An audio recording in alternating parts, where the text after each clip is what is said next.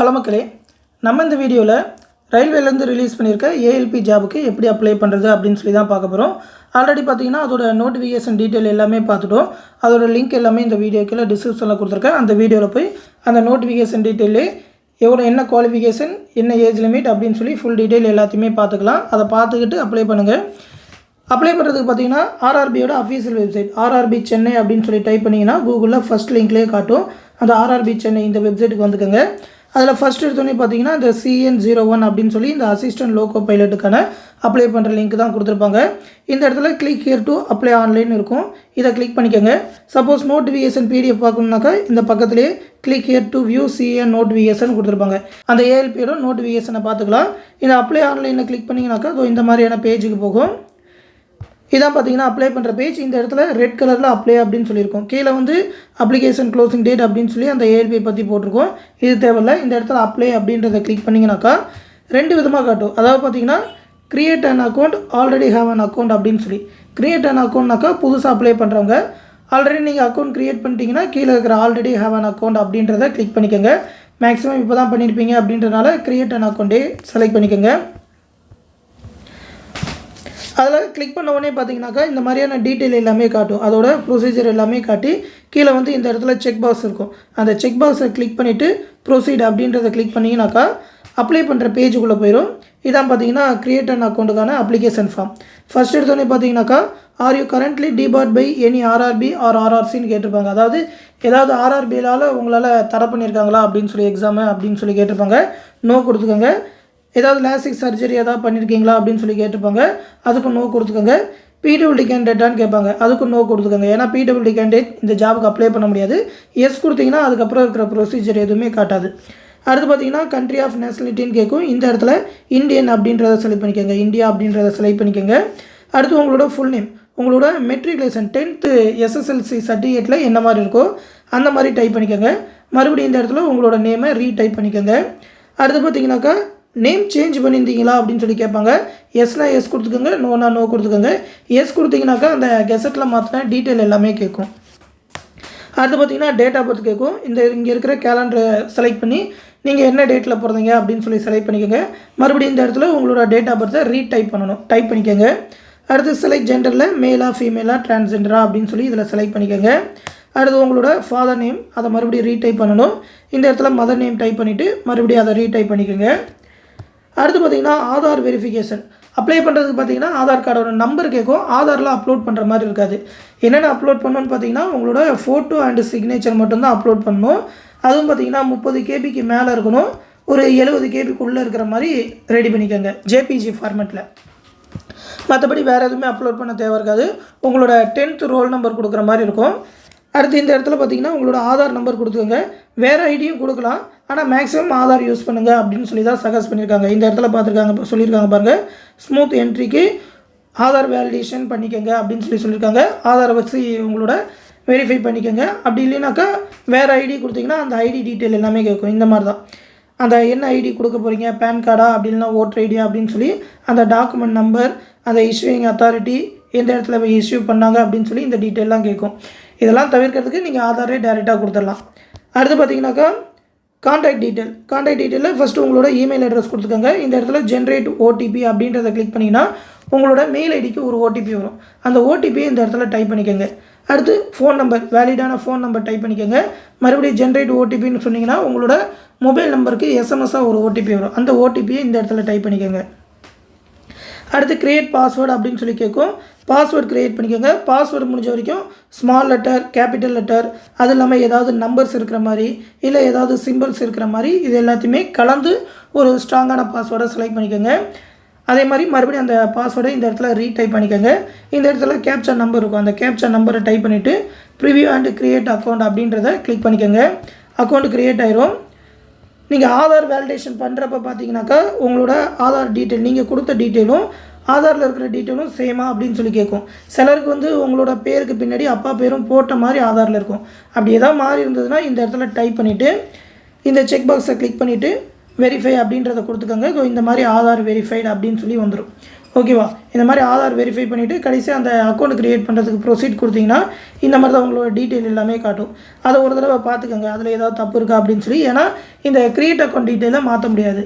கடைசியாக இந்த செக் பாக்ஸை டிக் பண்ணிவிட்டு க்ரியேட் அன் அக்கௌண்ட் அப்படின்னு சொல்லி கொடுத்துட்டிங்கனாக்கா அதோ இந்த மாதிரி காட்டும். க்ரியேட் அன் அக்கௌண்ட்டை மாற்ற முடியாது, கரெக்டாக பண்ணிக்கோங்க அப்படின்னு சொல்லி. அதையும் ப்ரொசீட் அப்படின்னு சொல்லி கொடுத்துட்டிங்கனாக்கா உங்களுக்கான அக்கௌண்ட் க்ரியேட் ஆகிரும். உங்களுக்கு மெசேஜும் வரும். மறுபடியும் பார்த்தீங்கன்னா டேரெக்டாக இந்த பேஜுக்கு வந்துடுவீங்க. ஹோம் பேஜில் இது வந்து மறுபடியும் லாகின் பண்ணணும். உங்களோட ஃபோன் நம்பர் அப்படி இல்லைனா மெயில் அட்ரஸ் கொடுத்துட்டு நீங்கள் இப்போ க்ரியேட் பண்ண பாஸ்வேர்டு அந்த பாஸ்வேர்டை டைப் பண்ணிவிட்டு அந்த கேப்சாவை டைப் பண்ணி லாகின் அப்படின்னு சொல்லி கொடுத்தீங்கனாக்கா அடுத்த கட்ட அப்ளிகேஷன் ஃபார்முக்கு போயிடும். இதுதான் பார்த்தீங்கன்னா அப்ளை பண்ணுறது. இதுக்கு முன்னாடி எல்லாமே அக்கௌண்ட் க்ரியேட் பண்ணுறதுக்கு தான்.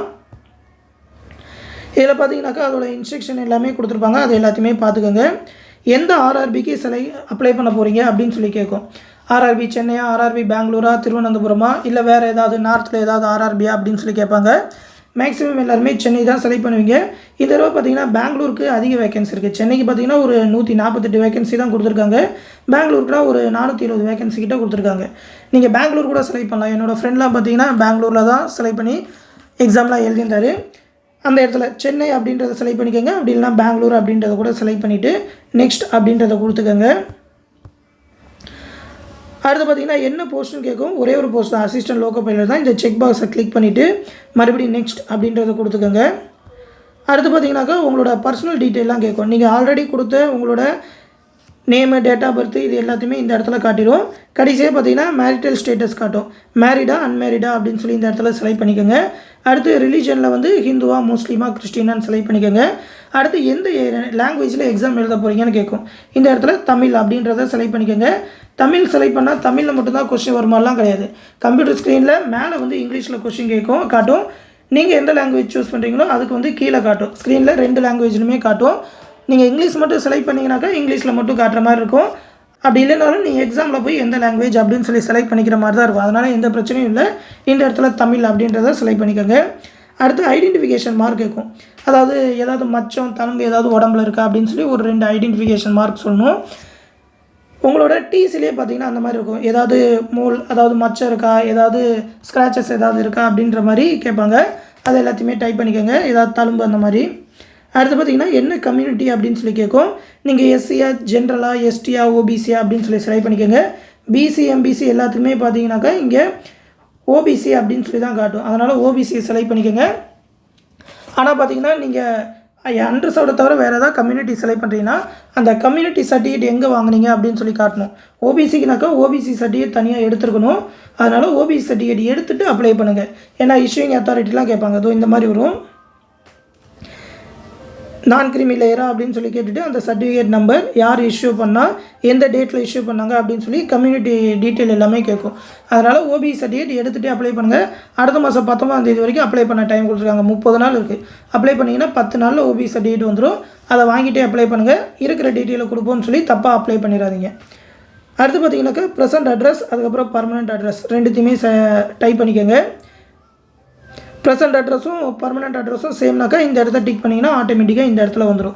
கொடுத்துட்டு சேவ் அப்படின்றத கொடுத்தீங்கன்னாக்கா அடுத்த ஸ்டெப்புக்கு போயிடுவீங்க. அடுத்த ஸ்டெப்பில் பார்த்தீங்கன்னாக்கா அதர்ஸ் டீட்டெயில் எல்லாமே கேட்கும். நீங்கள் எக்ஸ் சர்வீஸ் மேனா அப்படின்னு சொல்லி கேட்கும். எக்ஸ் சர்வீஸ் மேனா எஸ்ன்னு கொடுத்துக்கோங்க. அதோட டீட்டெயில் கொடுக்கணும். பிடபிள்யூடி கேண்டிடேட் நோன்னு கொடுத்தா வந்திருப்பீங்க. அதனால் அந்த பிரச்சனை எதுவுமே இல்லை. அடுத்து பார்த்தீங்கன்னா இபிசி சர்டிஃபிகேட் இருக்கா, அதாவது எக்கனாமிக்கலி பேக்வேர்டு கிளாஸ் அப்படின்னு சொல்லி கேட்பாங்க. நோ கொடுத்தீங்கன்னா ஓகே, எஸ் கொடுத்தீங்கன்னா அந்த சர்டிஃபிகேட் தனியாக எடுத்துருந்தீங்கன்னா அதோட டீட்டெயில் எல்லாமே கொடுக்கணும். என்ன சர்டிஃபிகேட் நம்பர், யார் கொடுத்தா அப்படின்னு சொல்லி. அடுத்து பார்த்தீங்கன்னாக்கா ஆல்ரெடி ரயில்வே எம்ப்ளாயா அப்படின்னு சொல்லி கேட்கும். எஸ்னா எஸ் கொடுத்துக்கோங்க. எஸ் கொடுத்தீங்கன்னா அதோட டீட்டெயில் கொடுக்கணும். நோ கொடுத்தீங்கன்னாக்கா ரயில்வேல ஒர்க் பண்ணல அப்படின்னு சொல்லிட்டு அடுத்த ஸ்டெப்புக்கு போயிடலாம். அடுத்து அப்ரெண்டிஸ் பண்ணியிருந்தீங்கன்னாக்கா எஸ் கொடுத்தீங்கன்னா அதோட டீட்டெயில் எல்லாமே கொடுக்கணும்.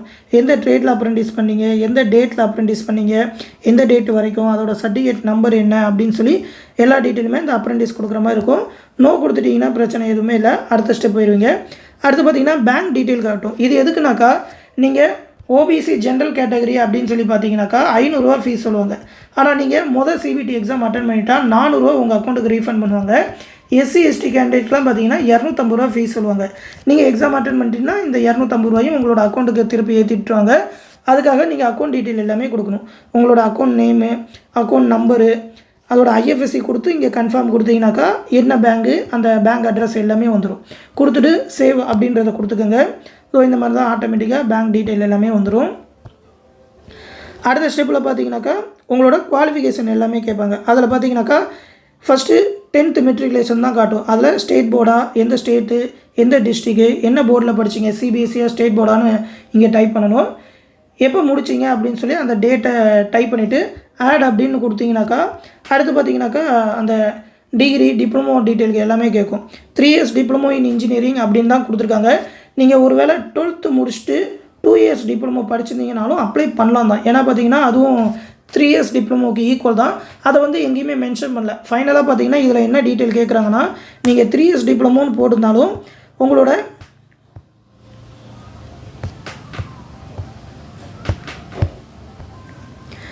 என்ன ஸ்டேட்டில் படிச்சிங்க, என்ன டிஸ்ட்ரிக்டில் படிச்சிங்க, எந்த காலேஜில் முடிச்சிங்க, எப்போ பாஸ் அவுட் ஆனீங்க அப்படின்னு சொல்லி தான் டீட்டெயில் கேட்குமே தவிர நீங்கள் 2 yearsக்கான அந்த மார்க் எதுவுமே கொடுக்குற மாதிரிலாம் இருக்காது.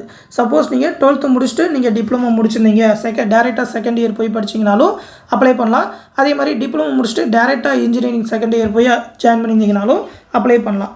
எந்த பிரச்சனையும் இருக்காது. ஃபைனலாக அதை வந்து ஓவராலாக டிப்ளமோ அப்படின்னு சொல்லி தான் கணக்கெடுத்துக்குவாங்க. அடுத்து பார்த்தீங்கன்னாக்கா ஐடிஐ முடிச்சிருந்தீங்கன்னா என்ன ட்ரேடில் ஐடிஐ முடிச்சிருந்தீங்க, எலக்ட்ரிஷனா, ஹீட் என்ஜினா, அந்த மாதிரி மெஷினிஸ்டா அப்படின்னு சொல்லி அந்த ட்ரேட் செலக்ட் பண்ணும். எந்த இன்ஸ்டியூட்டில் முடிச்சிங்க, எப்போ பாஸ் அவுட் ஆனீங்க அப்படின்னு சொல்லி எல்லாமே செலக்ட் பண்ணுற மாதிரி இருக்கும். அதை எல்லாத்தையுமே கொடுத்துட்டு இதை டைப் பண்ணிவிட்டு ஆட் அப்படின்னு சொல்லி கொடுத்தீங்கன்னா தான் அது எல்லாமே போய் ஜாயின்ட் ஆகும். நீங்கள் டிகிரி குவாலிஃபிகேஷன்லாம் கொடுத்ததுக்கப்புறமும் ஆட் அப்படின்னு சொல்லி ஒரு தடவை கொடுத்துட்டு அதுக்கப்புறம் நெக்ஸ்ட் அப்படின்றத டைப் பண்ணுங்கள். அந்த நெக்ஸ்ட்டை கிளிக் பண்ணிங்கன்னா அடுத்து பார்த்தீங்கன்னா உங்களோட ஃபோட்டோ அண்ட் சிக்னேச்சர் கேட்கும். இதில் ஃபோட்டோ எல்லாமே பார்த்தீங்கன்னாக்கா 30 to 70 KBக்குள்ளே இருக்கணும். ஜேபிஜி ஃபார்மேட்டில் இருக்கணும். ஃபோட்டோ எல்லாமே பார்த்தீங்கன்னா ஒயிட் பேக்ரவுண்டில் தான் இருக்கணும் அப்படின்னு சொல்லி மென்ஷன் பண்ணியிருக்காங்க. பின்னாடி வந்து நீல கலர் பேக்ரவுண்டாக இருந்தால் ஒயிட் கலரில் மாற்றிக்கோங்க.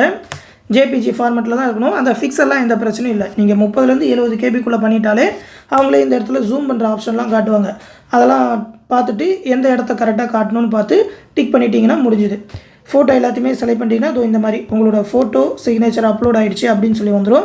அதுக்கப்புறம் அப்லோட் அண்ட் சேவ் அப்படின்றத கொடுத்துக்கோங்க. அடுத்து பார்த்தீங்கன்னாக்கா CBT 2ல் என்ன சப்ஜெக்ட் எடுக்க போகிறீங்க அப்படின்னு சொல்லி, ஏன்னா பார்த்தீங்கன்னா ஒரு சப்ஜெக்ட் எடுக்கணும், அந்த ட்ரேட் எடுக்கணும். அதுக்கு பார்த்தீங்கன்னாக்கா செலக்ட் பண்ணிக்கலாம். நீங்கள் கொடுத்த குவாலிஃபிகேஷனுக்கு ஏற்ற மாதிரி மெக்கானிக்கல்னு கொடுத்தீங்கன்னா இந்த மாதிரி ஃபிட்டர், மெக்கானிக், அந்த டிராக்டர் மெஷினிஸ்ட் அந்த மாதிரி வரும். எலக்ட்ரிக்கல்னு கொடுத்தீங்கன்னா அந்த ஒயர்மேன் அந்த மாதிரி கேட்பாங்க. அதில் ஏதாவது ஒன்று செலக்ட் பண்ணிக்கோங்க. அடுத்து பார்த்தீங்கன்னா இந்த செக் பாக்ஸ் எல்லாத்தையுமே டிக் பண்ணிவிட்டு ப்ளேஸில் வந்து உங்களோட டிஸ்ட்ரிக்ட் நேம் டைப் பண்ணிக்கோங்க. டைப் பண்ணிவிட்டு இந்த இடத்துல ப்ரிவ்யூ அப்ளிகேஷன் அப்படின்னு சொல்லி கொடுத்தீங்கன்னாக்கா உங்களோட அப்ளிகேஷன் ப்ரிவ்யூ பண்ணும். இந்த மாதிரி தான் உங்களோட அப்ளிகேஷன் வரும். நீங்கள் கொடுத்த டீட்டெயில் எல்லாமே காட்டும். அது எல்லாமே கரெக்டாக இருக்கா அப்படின்னு சொல்லி பார்த்துக்கோங்க. பார்த்துக்கிட்டு கடைசி இந்த இடத்துல செக் பாக்ஸ் ஒன்று இருக்கும். இந்த செக் பாக்ஸை டிக் பண்ணிவிட்டு சப்மிட் அப்படின்றத கொடுத்தீங்கன்னாக்கா இந்த மாதிரி மறுபடியும் சப்மிட் பண்ணிடலாமான்னு கேட்கும். மறுபடியும் சப்மிட் அப்படின்றத கொடுத்தோடனே அப்ளிகேஷன் அக்செப்ட் பண்ணிடுவாங்க. சப்மிட் ஆயிரும். அதுக்கப்புறம் பார்த்தீங்கன்னா பேமெண்ட் ஆப்ஷனுக்கு போயிடுதோ இந்த மாதிரி வரும்.